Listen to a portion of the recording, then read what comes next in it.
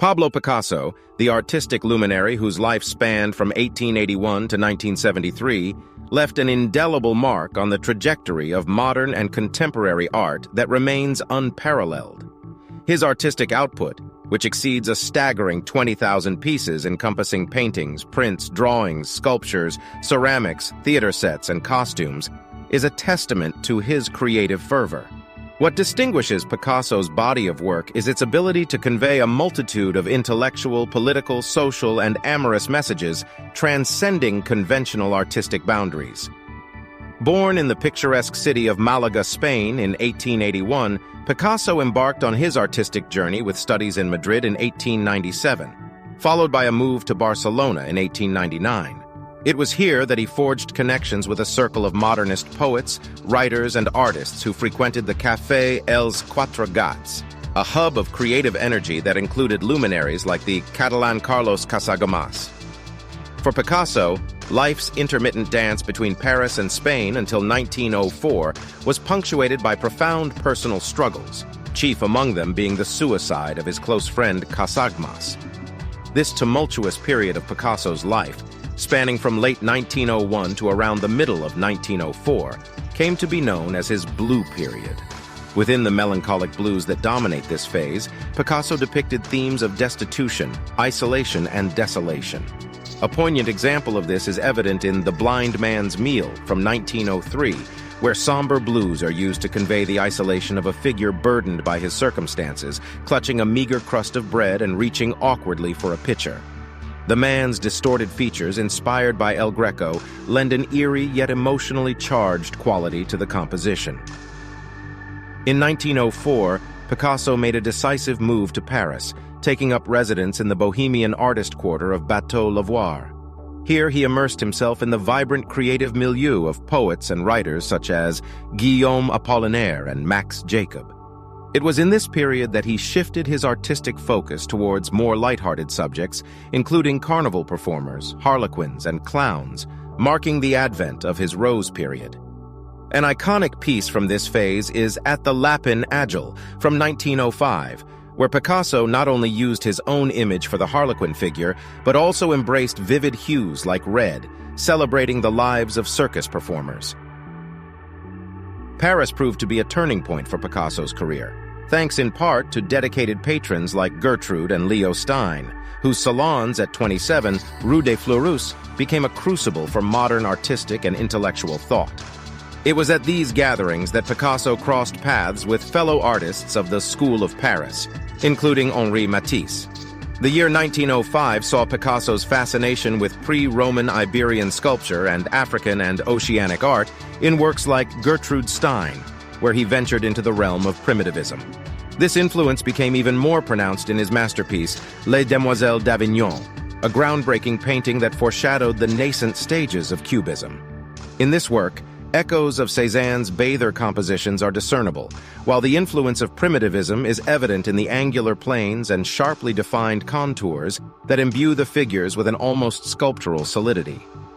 The emergence of analytic cubism, characterized by the fragmentation of three-dimensional forms onto a two-dimensional canvas, is exemplified in Still Life with a Bottle of Rum from 1911.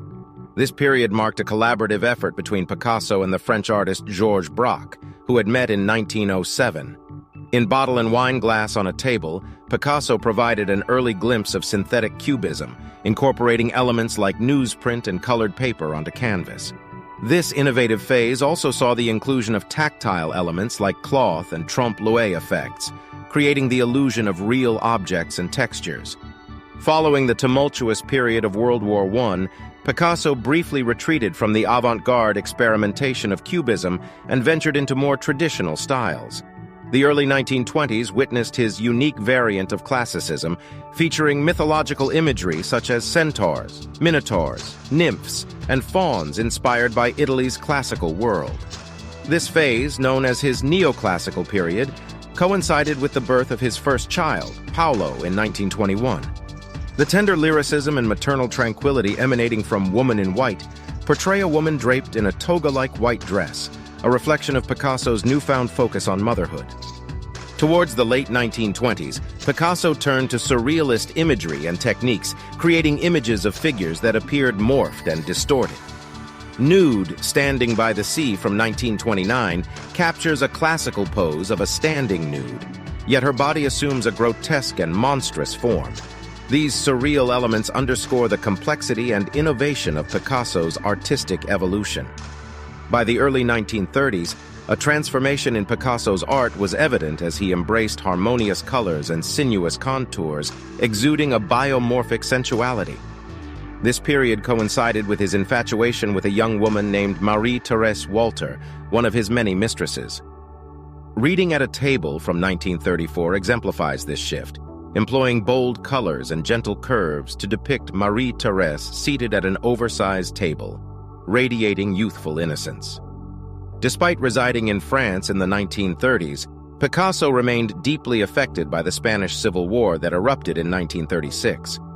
His response to this tumultuous period was a series of emotionally charged works, notably Guernica, 1937, a monumental mural created for the Spanish Pavilion at the 1937 Exposition Universelle in Paris.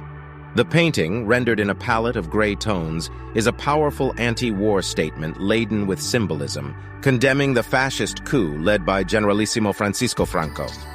From the late 1940s through the 1960s, Picasso's creative spirit remained undiminished.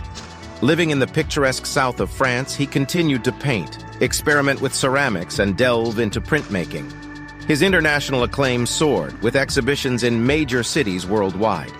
The 1957 retrospective at the Museum of Modern Art in New York catapulted Picasso to new heights of fame, with over 100,000 visitors in the first month alone. This exhibition cemented his status as an artistic luminary, with museums and collectors vying to acquire his works. In Fawn with Stars from 1955, Picasso revisited the mythological themes explored earlier in his career. This particular work reflects his infatuation with Jacqueline Roque, a young woman who would become his second wife in 1961, when he was 79 years old. In this painting, Picasso symbolically portrays himself as a faun, exuding mature confidence and wisdom as he gazes at a nymph who plays an instrument to the stars. The piece encapsulates his profound love for Jacqueline. Even in his 80s and 90s, Picasso continued to produce a remarkable volume of work, amassing a personal fortune and an unparalleled collection of his own art, along with pieces by other artists. In 1973, Picasso passed away, leaving behind an artistic legacy that reverberates across the globe to this day. His impact on modern and contemporary art remains immeasurable, a testament to the enduring genius of Pablo Picasso.